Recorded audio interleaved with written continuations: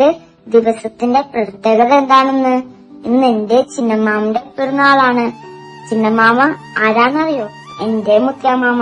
അപ്പൊ നിന്റെ മുത്തമാമക്ക് ഇപ്പൊ എത്ര വയസ്സായി? അമ്മാമയ്ക്ക് ഇപ്പൊ 90 വയസ്സായി. ചില്ലറക്കാരിയല്ലല്ലോ നിന്റെ മുത്തിയമാമ. അതെ അതെ, ആളൊരു ജഗതില്ലാടിയാ.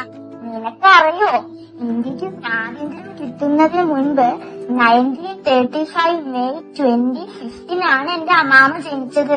ആളപ്പോ ഒരു പോരാളി തന്നെയാണല്ലോ. അല്ല, എവിടെയാ ജനിച്ചത് നിന്റെ മുത്തമ്മാമ? വിശ്വാസവും സ്നേഹവും ചേർന്ന ഒരു പുള്ളി ചെറായി എന്ന കടലോര ഗ്രാമത്തിൽ വാളൂരാൻ വീട്ടിൽ ആഗസ്തിയുടെയും മറിയാമ്മയുടെയും 5ാമത്തെ മകളായി വെളിച്ചം വെളിപ്പെടുത്തുന്ന തിരമാലകൾക്കും മണ്ണിന് മീതെ കത്തുന്ന മിഴിയുള്ള ചിരികൾക്കുമിടയിൽ അവൾ ഒരു മാലാഖയെ പോലെ പിറന്നു. ഇത് പൊളിക്കും. ഇതിലും കളറാണ് അമ്മാമ്മന്റെ ലൈഫ്. എനിക്ക് കേൾക്കണോ? ആണോ? അപ്പൊ ഒന്ന് കേൾക്കണല്ലോ. അതേ വർഷം തന്നെയാണ് അമ്മാമ്മ മാമോദീസ സ്വീകരിച്ചത്. അന്നമ്മ എന്നാണ് അമ്മാമ്മയുടെ മാമോദീസ പേര്. കോട്ടക്കൽ ആന്റണിയും കാച്ചപ്പിള്ളി ത്രേസ്യയുമാണ് അമ്മാമ്മയുടെ തലതൊട്ടപ്പനും.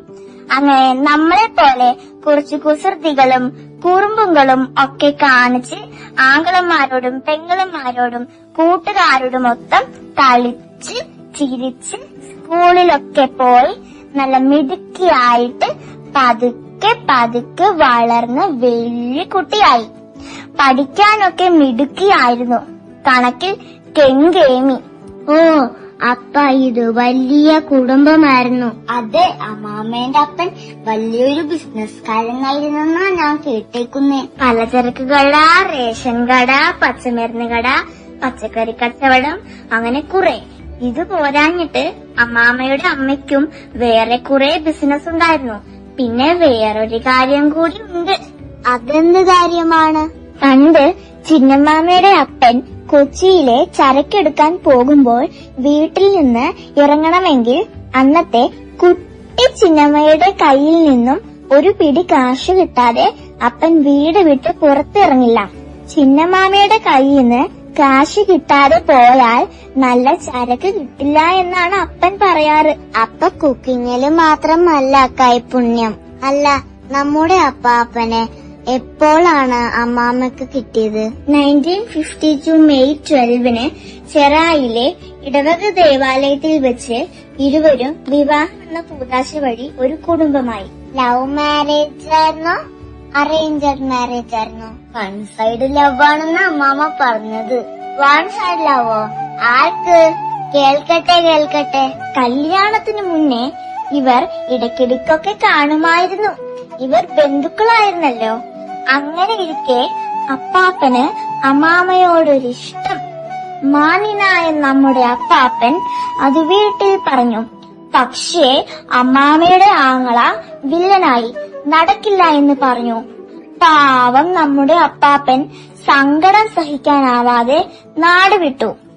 അപ്പാപ്പന്റെ ആ സ്നേഹത്തിന് മുന്നിൽ പിന്നെ ആർക്കും നോ പറയാൻ പറ്റില്ല. അമ്പട കള്ള, അപ്പാപ്പനാള് കൊള്ളാല. പിന്നെ അപ്പാപ്പന് തെറ്റ് പറയാൻ പറ്റുമോ? അത്രയ്ക്ക് സുന്ദരിയായിരുന്നില്ലേ നമ്മുടെ അമ്മാമ്മ? അതിനിപ്പ എന്താ മോശം? അപ്പൊ അന്നത്തെ കാര്യം പിന്നെ പറയണോ? കല്യാണം കഴിഞ്ഞ് അന്തോണിപ്പാപ്പനും അന്തോണിപ്പാപ്പന്റെ അപ്പനും കൂടി ഒരു കോമ്പറ്റീഷൻ ആയിരുന്നു. എന്ത് കോമ്പറ്റീഷൻ? പിള്ളേരുണ്ടാക്കുന്ന കോമ്പറ്റീഷൻ. എന്നിട്ട് ആര് ജയിച്ചു? അത് അന്തോണിപ്പാപ്പന്റെ അപ്പൻ ജയിച്ചു. 2 കുട്ടിയിലും കൂടി 17 പിള്ളേര്. എന്റെ അമ്മോ, അത് കൊള്ളാലോ. അതോ, ഇവരെ മുഴുവനും നോക്കിയത് നമ്മുടെ അമ്മാമ്മയല്ലേ, അതും 17ാം വയസ്സിൽ.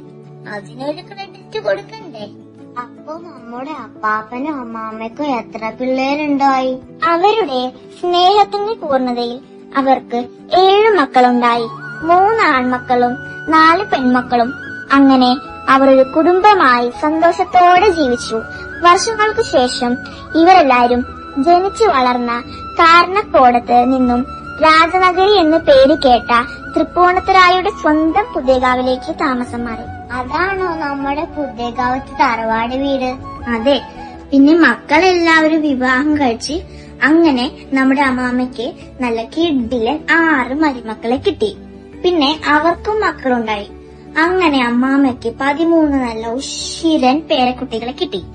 ഈ പേരക്കുട്ടികളും വിവാഹം കഴിച്ച് അവർക്കും കുട്ടികളുണ്ടായി. അതെത്ര പേരാണ്? ഇപ്പൊ നിലവില് 9 ഗ്രേറ്റ് ഗ്രാൻഡ് ചിൽഡ്രൻ ഉണ്ട്. എത്ര ഉണ്ടാവുന്ന എനിക്കറിയില്ല. അമ്മാമ്മയാണെങ്കിൽ ഇനി ഏത് പേരക്കിടാവാണ് അടുത്ത ട്രോഫി കൊണ്ടുവരുന്നതെന്ന് നോക്കിയിരിപ്പാണ്. എന്റെ ചിന്നമ്മാമ സൂപ്പർ വുമനാണ്. എന്താണ് നിന്റെ അമ്മാമ്മയെ സൂപ്പർ ആക്കുന്നത്? ഒറ്റയ്ക്ക് വഴിവിട്ടി വന്നവളാണ് എന്റെ അമ്മാമ. ലോകത്തിന്റെ ഏത് കോണിലും ഒറ്റയ്ക്ക് യാത്ര ചെയ്യാൻ അമ്മാമയ്ക്ക് പേടിയുമില്ല മടിയുമില്ല. അന്ധകാലത്ത് ഒറ്റയ്ക്ക് ട്രെയിൻ കയറി ബാംഗ്ലൂരിൽ പോവായിരുന്നു. അത് ചുമ്മാ പോക്കൊന്നും അല്ല. പോയി തിരിച്ചു വരുമ്പോൾ സാരിയിൽ കുപ്പി ആരും കാണാണ്ട് പൊതിഞ്ഞോണ്ട് ഇങ്ങോട്ടേക്ക് കടത്തും. You mean smuggling? അങ്ങനെ പറയാം. നിന്റെ അമ്മാമ ബാംഗ്ലൂരിൽ ഒറ്റയ്ക്ക് പോയെന്നോ? എന്നാ നിന്റെ അമ്മാമ സൂപ്പർ തന്നെ. ഈ ബാംഗ്ലൂർ എവിടെ കിടക്കുന്നു?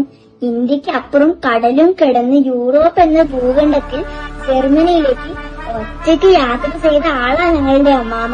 അതും കണക്ഷൻ ഫ്ലൈറ്റിലേക്ക്. അപ്പൊ നിന്റെ അമ്മാമ സൂപ്പർ വുമൻ അല്ല, വണ്ടർ വുമനാ. ജർമ്മനിയിൽ മാത്രമല്ല, അവിടെ നിന്ന് ഇറ്റലി, റോം, വത്തിക്കാനൊക്കെ പോയിട്ടുണ്ട്. വേറെ എന്തൊക്കെയുണ്ട് നിന്റെ അമ്മാമ്മയുടെ കഴിവുകൾ? ഒറ്റ വാക്കിൽ പറഞ്ഞാൽ പാചകറാണി. നിനക്ക് ഏത് വേണം? ഇവിടെ ഏത് വിഭവവും എടുക്കും, അതിന്റെ തനത് രുചിയിൽ. പോരാത്തതിന് സ്വന്തം കയ്യിൽ നിന്ന് ഇടുന്ന പരീക്ഷണങ്ങൾ വേറെ. അതിപ്പോഴും നിന്നിട്ടില്ല.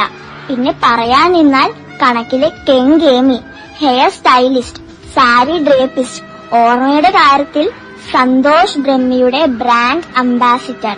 പല കാര്യങ്ങളും നമ്മൾ മറന്നാലും അമ്മാമ മറക്കില്ല. അമ്മാമയ്ക്ക് ഇപ്പൊ 90 വയസ്സല്ലേ? ആളപ്പൊ ഒരു പഴഞ്ചൻ അല്ലേ? പഴഞ്ചനോ? എന്റെ അമ്മാമ്മ അതിനൊന്നും നോക്ക്. ഏത് മെലോഡി ഇൻട്രഡ്യൂസും ചോദിച്ചാലും ആളത്തേക്കണം. ഇത്രയും പറഞ്ഞ സ്ഥിതിക്ക് എനിക്ക് നിന്റെ അമ്മാമേനെ ഒന്ന് കാണണം. അതിനെന്താ കുഴപ്പം? ചിന്നമ്മാമ സ്റ്റേജിലേക്ക്